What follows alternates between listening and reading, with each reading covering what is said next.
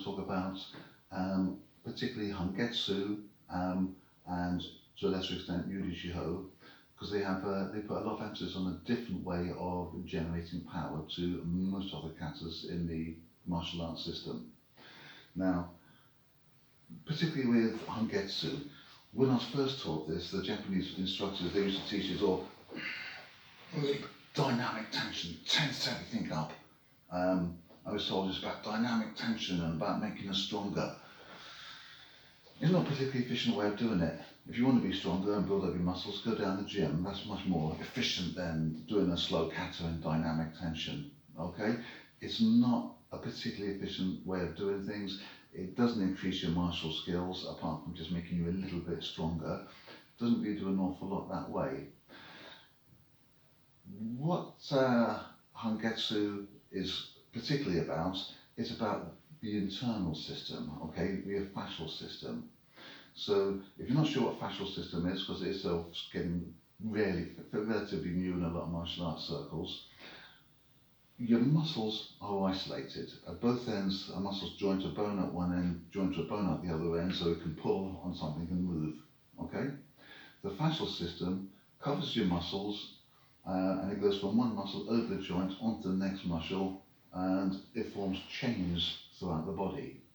So we have chains of muscle throughout the entire body which are linked by these fascial systems, okay?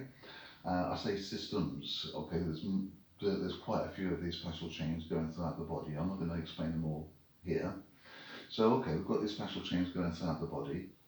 When we stretch in a certain way, okay, stretch the fascial system, we can engage all the muscles in that chain that are connected to that fascial system.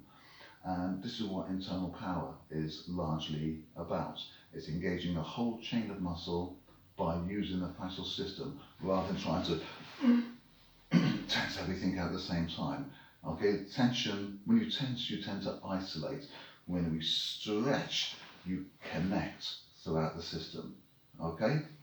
Now, a little exercise to start off with. Imagine you've got a towel on the floor, okay? And you want to move the towel with your feet, okay? Now, when you're actually on the floor, obviously you can't do that, you can't move the floor, but that's the feeling that you want, okay? So when I get that feeling of twisting outwards, that way, okay, I'm actually rotating the muscles, because sometimes you can only stretch so far because the bones won't let you stretch further. But if you get to stretch so far and then you twist, you can increase the stretch that way by twisting, getting a torsion in there. And that's what this is about. So I'm looking for this torsion in the legs, okay? And the feeling is, like I say, the feeling is like I'm trying to twist the bones of the thighs, is like I'm trying to twist them in my hip joints. Okay, I'm not trying to, that's just the feeling. I'm actually looking to twist the muscles to get that extra stretch.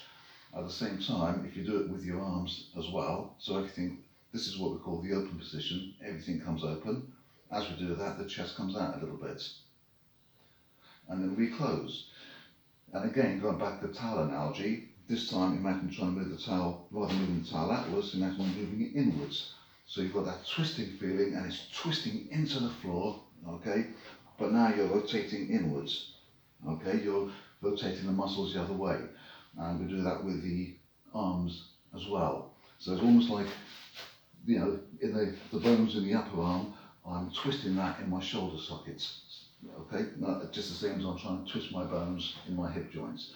I said, we're not actually trying to twist the bones, but that's just the feeling as we twist the muscles, okay?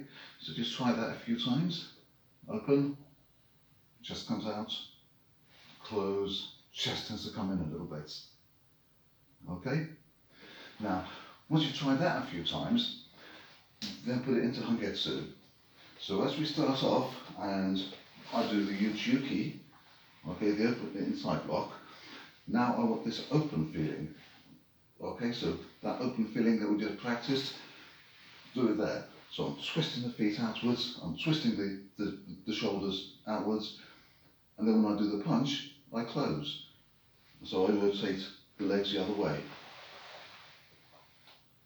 Okay, now that's done throughout the kata. Obviously, open, close. Okay, and it's not about dynamic tension, it's about stretching. Okay, getting the stretching feeling.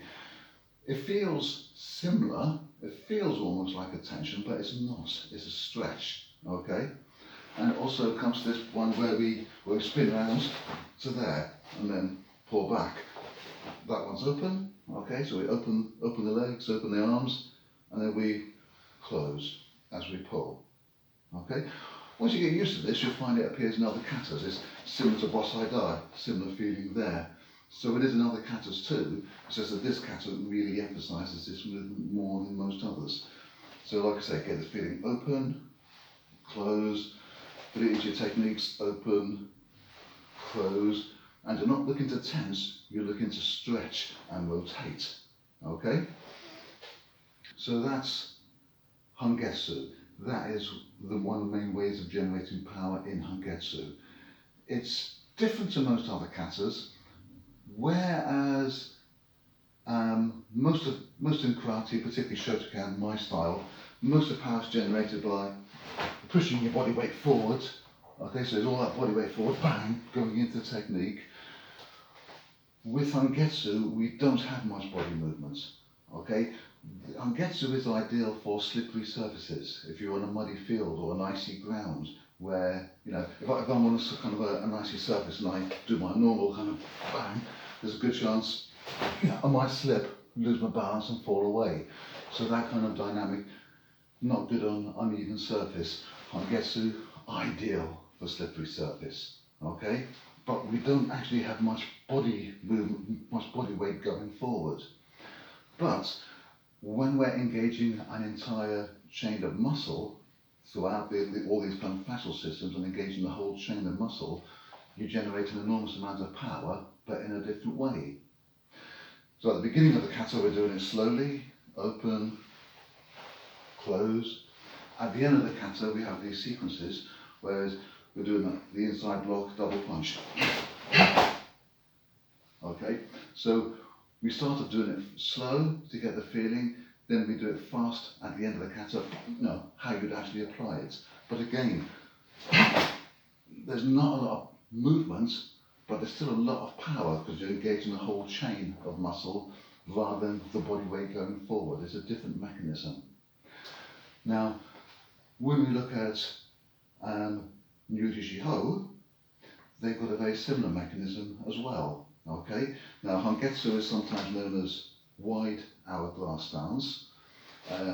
Sanshin-dachi that we use in Nijushiho is very often called small hourglass stance. Now I mentioned earlier on when we do this exercise, as we twist open, the chest comes out.